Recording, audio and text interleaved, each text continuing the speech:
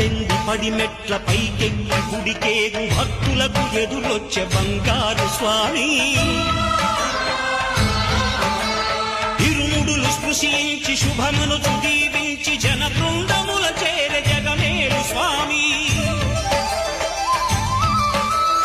తన భక్తులనరిల్చు తప్పులకు తడబడి ఒక పక్క ఒరిగెన ఓంకారమూర్తి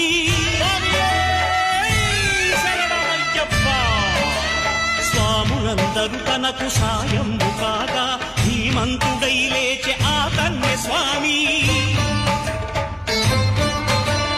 పట్టబంధము వీడి భక్తతతికై